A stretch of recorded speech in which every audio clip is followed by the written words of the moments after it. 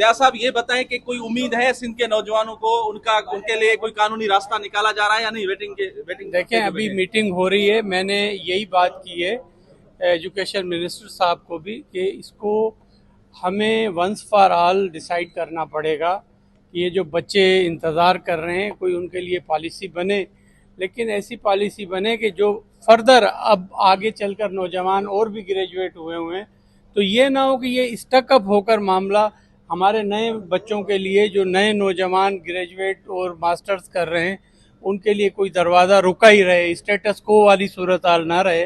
तो अभी डिस्कस हो रहा है इस पर, और आज सिर्फ इसमें ये ख़त्म नहीं हो जाएगा क्योंकि it's a very big problem और प्रोविंस में हमारे साथ इशू है।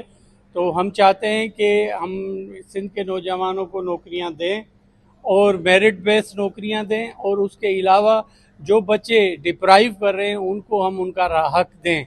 लेकिन ये इसमें हो ये रहा है कि आप भी विटनेस करेंगे, वो बच्चे भी इन एहतजाजों में आ जाते हैं या वो भी डिमांड कर रहे होते हैं जो फेल हो चुके हैं। 33 मार्क्स पे वाले बच्चे भी जो हैं वो भी चाहते हैं कि हमें जॉब्स मिले। तो हर किसी की अपनी ख्वाहिश होती है, तो हम कोशिश कर रहे हैं कि इसको प्रॉपर पॉलिसी मेकिंग करके इसका फैसला करें।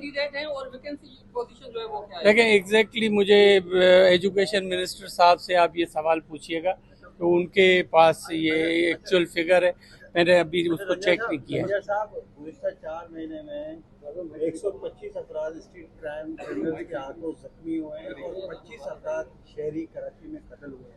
एक कानून साजी की गई थी ई टेगिंग के लिए जो पेशावर मुलजमान हैं, उनके अब तक उसके ऊपर कोई इम्प्लीमेंट होता हुआ नजर नहीं आ रहा।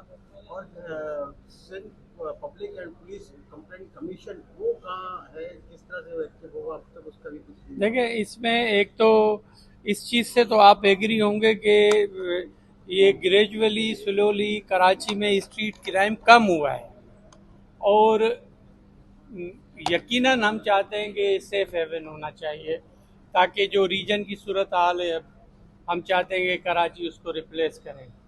और ई टैगिंग के हवाले से आपको मैं बताता चलूं कि ई टैगिंग का हम टेंडर करने जा रहे थे अब कोई 1-2 माह पहले, लेकिन ये जो सूरत हाल है रीजन की और ऑस्टेरिटी जो मेजर्स हैं उनको देखते हुए अभी फ़िलहाल सब चीज़ें रोकी हुई हैं।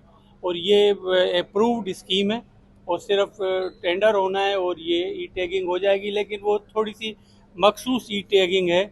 उस पर भी ये भी एक फर्स्ट फेज़ है कि इसमें देखेंगे इसमें हमें क्या रिजल्ट्स मिलते हैं, आया ये कोई कामयाबी भी होती है या इसमें कोई प्रॉब्लम हो जाती है। अच्छा ज़िया साहब ये बताइए, मुर्तज़ा जत्तई आप तो धमकियां दे रहा है, आप होम मिनिस्टर हैं, आप क्या करेंगे?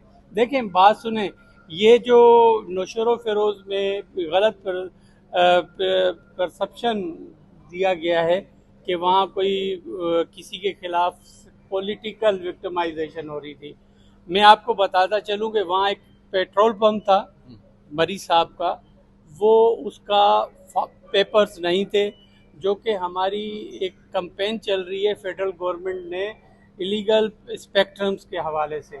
पूरे सिंध में ऐसे पेट्रोल पंप्स को बंद किया जा रहा है, और जो भी तजावज़ात ऐसी हैं जो कि गवर्नमेंट प्रॉपर्टीज़ पर हैं उनको तोड़ा जा रहा है। वो एक डिप्टी कमिश्नर का और कमिश्नर साहब का अपना वहाँ पर एक गाइडलाइन थी, और होम डिपार्टमेंट उसमें बिल्कुल time to time federal government को ये भेज रहा होता है।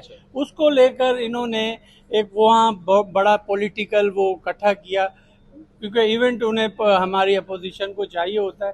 धमकियों का जहाँ तक मैं समझता हूँ सीनियर सियासतदान हैं, मिनिस्टर्स रहे, इस किस्म की ये जो गलियों वाली लैंग्वेज है ये अच्छी नहीं लगती। ये उनके लोगों पर हमला किया गया था और हमला किया था, वो कह रहे हैं कि हमला भी हमारे कार्यक्रम पे हुए, FIR भी हमारे कार्यक्रम पे दर्ज हुई है, ये ज्यादती नहीं है। देखिए, ये जो उस टाइम पर वाक़या हुआ है वो उसमें जो भी ऑन स्पॉट जिन्होंने भी वहाँ पर हमला किया है उन पर FIR हुई है, और वहाँ पर जिन्होंने कानून हाथ में लिया है। रही बात, ये इन्वेस्टिगेशन में प्रूव हो जाएगा, और इस ये मामूली सी चीज़ें चलती रहती हैं, लोग। Thank you.